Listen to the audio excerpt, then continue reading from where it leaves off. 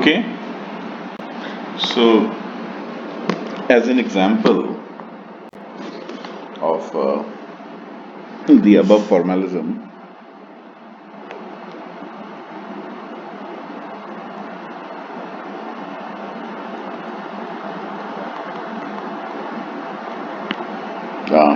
example, we can consider a simple problem of coupled oscillators.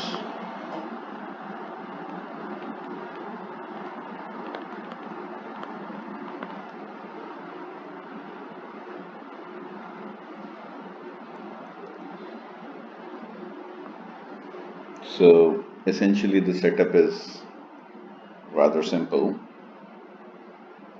I have two masses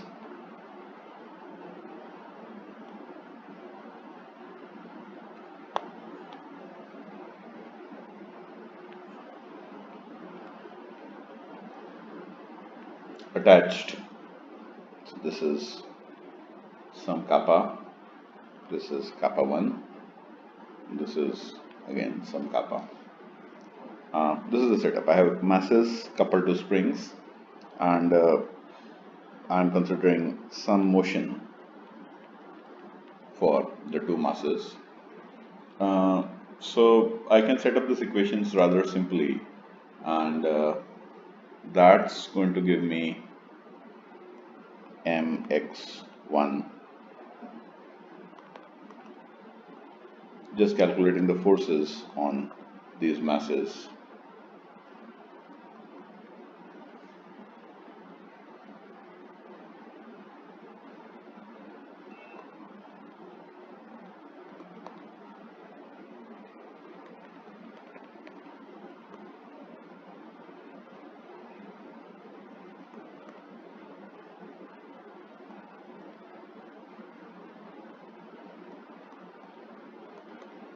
These guys, and well, I can write them, rearrange these matrices, collecting all the x1s on one side. So this boils down to mx1 dot, which is the, so I'm using this generic spring mass.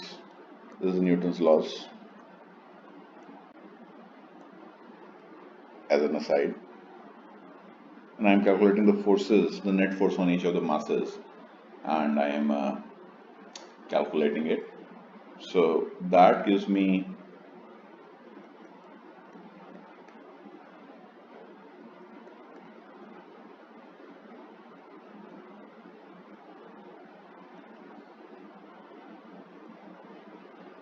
um,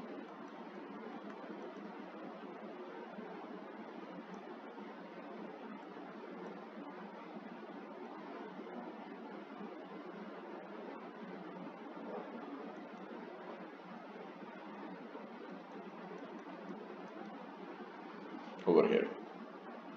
So I can write this in terms of some sort of a matrix form as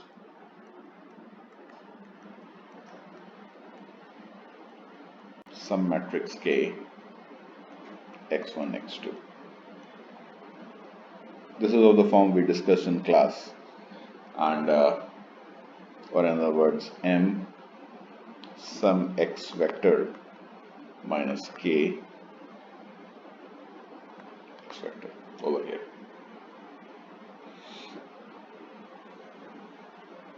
So now I have where m is nothing but, in this case, m,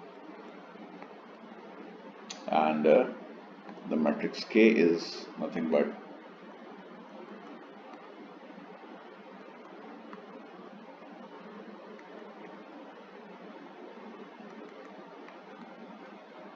this guy. So this basically boils down to uh, solving for the eigenvalues and the eigenvectors. And how do I do it?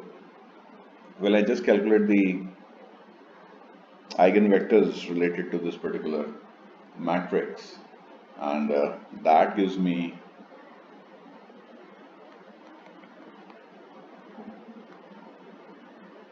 on the diagonals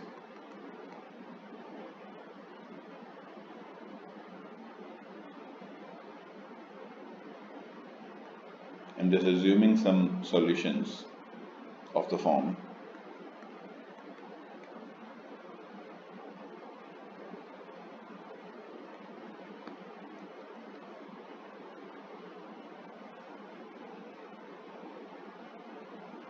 and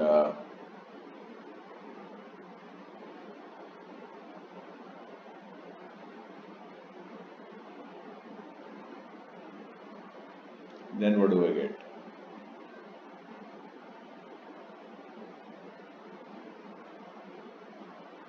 I'll solve for the eigenvalues, and that gives me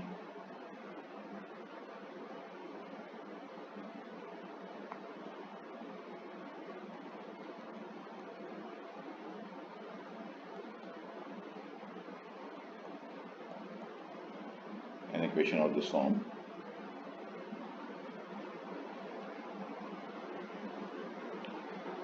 And this is the eigenvalue equation, and the values of omega square, values of omega square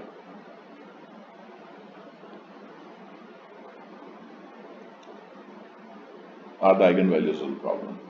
So I'll just use some constants. Let this be k by m, and I define gamma to be some kappa 1 gamma, the ratio of the spring constants. So solving this, what I get is omega square for the eigenvalues is nothing but the original omega 0 squared 1 plus gamma plus minus gamma. These are the solutions for the eigenvalues of this particular equation, and so these define the modes or the frequencies with which uh, the system collectively will be oscillating. And to find the eigenvectors corresponding to these eigenvalues, I just plug this back in. So let me try the case where omega is equals to omega 0 square, the minus solution over here, and that yields me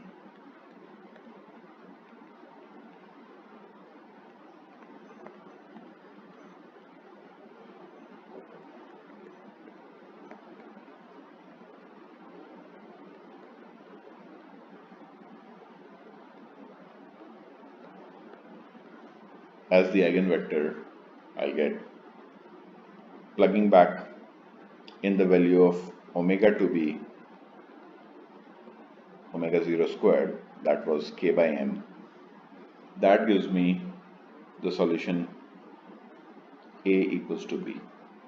So this matrix essentially boils down to some kappa minus kappa 1 minus kappa 1 kappa A B to 0, which would imply this thing. So I have one set of solutions for the two masses to be some constant times this eigenvector times, of course, the real part of this object. That is it. Or I can write it as x1t, x2t, a cosine omega t plus phi omega 0, and a cosine omega 0 t plus phi. So these are the solutions for the system. And what happens when I try the second eigenvalue? The second eigenvalue was omega squared. I can call it omega square prime. That was equals to omega square 1 plus 2 gamma. Remember, I am now looking at the solution, the plus solution over here. and that yields to me the eigenvalue equation of the form, and I need to plug in the right value of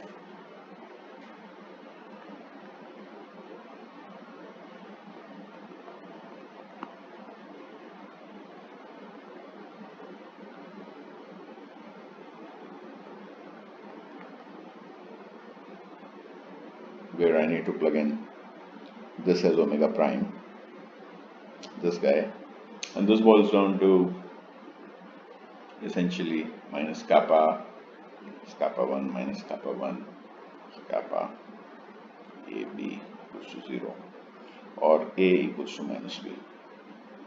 So I have the other set of solutions as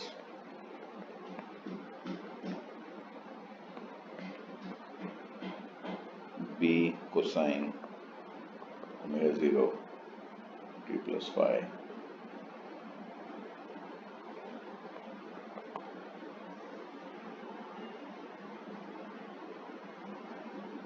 and all this as minus b cosine.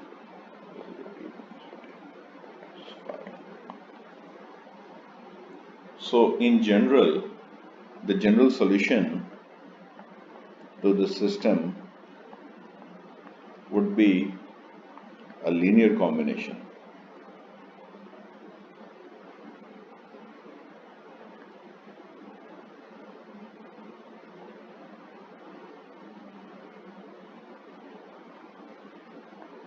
B cosine.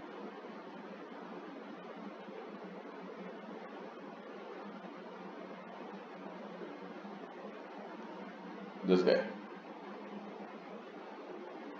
So I have a symmetric solution where both of them are going, and I'll have a anti-symmetric solution with a certain frequency.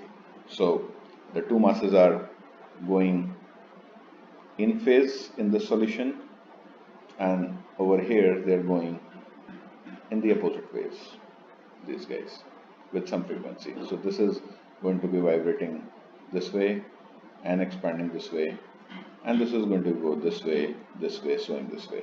So this is how I use my eigenvalue formalism for solving this system of equations. Thank you.